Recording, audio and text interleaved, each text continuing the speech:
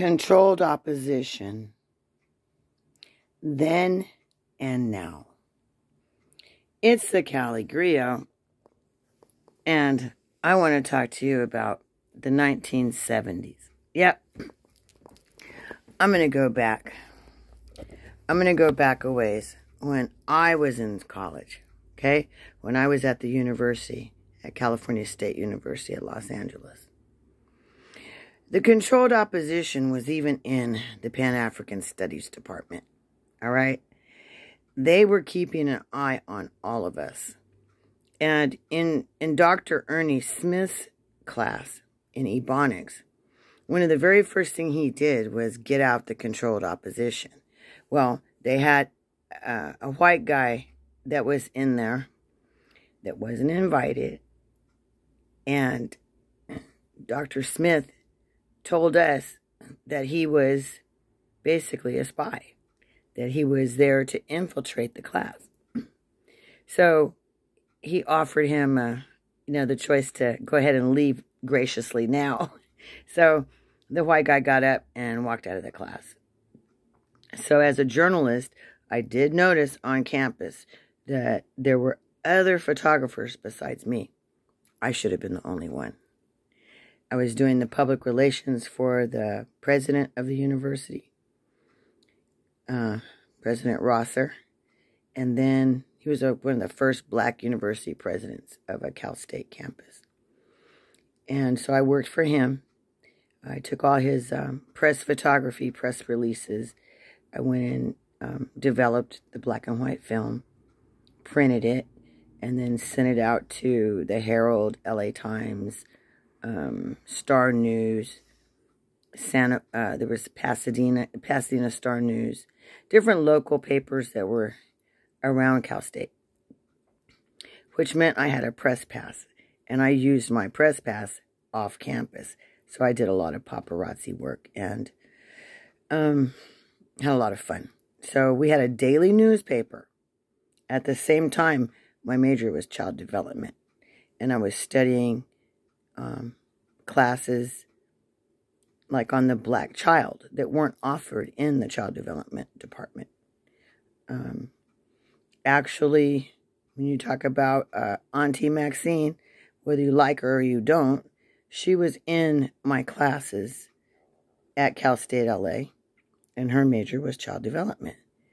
So the people come out of the universities set up to do well or not to do well, as far as getting into politics, as being a spokesperson, and they can tell your demeanor. And they can do a lot of things for during your education to either advance you or hold you back. I'll say it that way. So, so I get into the Pan-African Studies Department, and I meet Dr. Ernie Smith. And he had a very colorful past. He had been to prison, and he was rehabilitated through the Nation of Islam.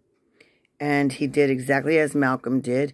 He studied the whole dictionary, front to back. He knew all.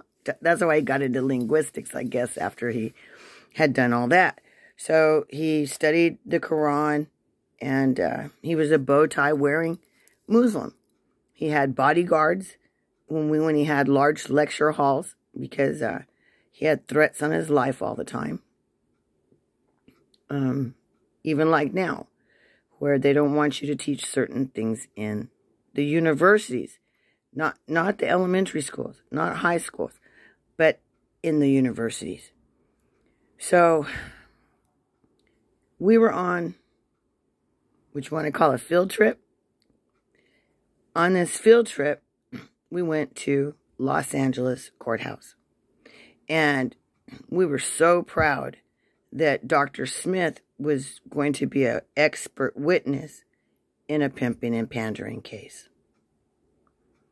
He was getting paid $500 an hour as an expert witness. Now, when Ernie got on the stand, what you have to know is he was being paid by the defense. The case was a pimping and pandering case. But they had a recording. They had a recording of this white woman that was undercover. Undercover recording. They had him over the barrel, as you might want to say. So it was Ernie's job to come in and interpret the Ebonics into English for the jury. Because of segregation, Ernie begins to explain, we don't speak the same languages. That it's not a slang, it's not a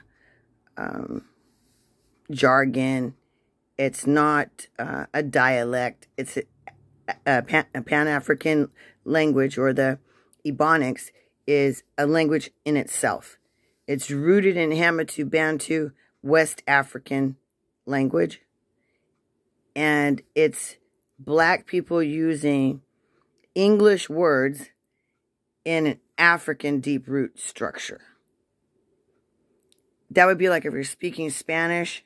You can't speak Spanish and not know the grammar of Spanish. Where to put the verbs, the adjectives, the pronouns, and things like that. So you would be speaking English using English root and Spanish words. That's not speaking Spanish. So Ernie's like, just because we use English words doesn't mean we're speaking English. We're using the root structure of the Hamitu Bantu, which has no consonant blends. ST, like west. Desk, SK. School, SCH. There's no consonant blend sounds like that in African dialect, where you have no vowel, just consonant blends.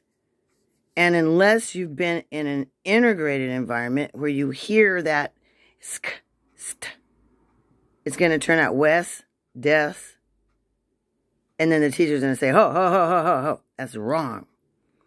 When the teacher says that's wrong about your native tongue, it makes you ball up inside. You don't want to talk. They're telling you that your answers are wrong just because of the way you express them with your words. It makes children withdraw, especially black boys. So when they withdraw and they don't participate, they get into all kind of other stuff, right?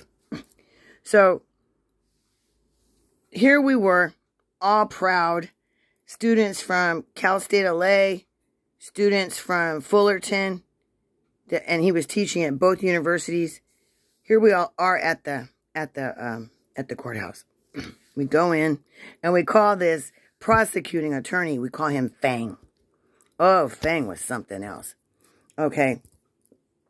So Fang starts trying to get the judge to throw Ernie off as an expert witness. Everything they could think of. They came up with everything in the book. Trust. Everything. So now Fang sends his gopher out of the building. The gopher comes back with a little manila envelope, and Fang gets all happy. And we were wondering, what's he got? What's he got? So Dr. Smith is still, waiting. He's been entertaining pretty much the jury. The jury loved him. Here's an example.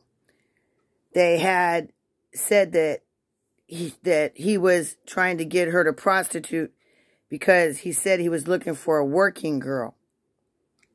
Dr. Smith got up there and said, that means a 9-to-5 greasy bag employee. What about the book? Well, the book doesn't mean that either. So all these different terms that the police had been depending on because they had him on tape, all of a sudden now, it's not so cut and dry. The jury is laughing. He's up there with that chalkboard. If you got to see the one I just did before this, part 1, Dr. Smith was there with the chalkboard explaining Ebonics, And, yeah, the jury was, old white lady, we were just, I mean, they were tickled, just tickled. Now, the DA of Los Angeles. So, Dr. Smith, I see here that you're a felon. The judge's ears perked up, the jury's ears perked up. A felon. And it says here that you were a forgery, that you got busted for forgery. And, yeah, forgery and counterfeiting and things of that nature. Sure did. He said, yeah, I did my time for that. In there, I was rehabilitated in the Nation of Islam. I got my degree from University of Irvine in linguistics. And to this day, I still go in and help with the prisoners, help education, help them with the things that they need. So to this day, I'm still up to date with the language of today. They didn't know what to do. Instead of it, the felony and all that making him look bad, it put him in a better light because he was still working with the community. The man got off. Fang couldn't do a thing. But we were aghast, sitting there holding our breath. We didn't know what was going to happen. What was Ernie going to say? You're a felon. And a fraud. That was going to put his whole reputation in the toilet. But Ernie knew what to do, how to come back. That was just one time that I saw someone's record criminalized. Or their race. My father's race was criminalized. All right? The police would pull him over with white girls. One of the white girls said, oh, my daughter must be on heroin. He must be doing something. She's a good girl. She wouldn't mess with him. Criminalizing. Before you know it, my dad had his pistol thrown down on a detective coming up his backyard, plain clothes. He said, crack another gravel. And the man stopped. Officer Butch Mulligan, Detective Butch Mulligan, or whatever. Yeah, and that was the word. That girl's mother had put it out that, oh, he's got to be a dope dealer. And that was back in the 1950s. And here, I'm hearing the same thing. Whether it's the half-breed comments, whether it's weaponizing a black man's record. There's so many other ways. Or whether it's OC popping in on my channel saying you should have listened to your parents. Yeah, my dad told me, don't be around drags. Drags will drag you down. I need my money, OC. I'd rather send it directly to Ozone. I'll be getting in touch with you. I promise you. As soon as I go over the figures and know exactly how much I gave you to give for Ozone. So, we all have a past, and they really don't want us to rehabilitate when they say rehabilitation in prison. They want you to rehabilitate getting used to being there. Well, Sweet Ernie was put in special needs classes as a child, and he was highly intelligent. And all the things he did after prison, well, I want to show you something else, if I can find it. Let me see if I got it for you. It's a young girl. Yeah, a young girl that if everything would have worked out the way that DA would have wanted it, Ernie would have lost his job and everything. Ebonics is usually known as Black English or slang, but in fact it's not. It's its own language, and it comes from a rooted background. According to Ernie Smith Charles, in an article he did with Karen Crozer, Ebonics is not Black English.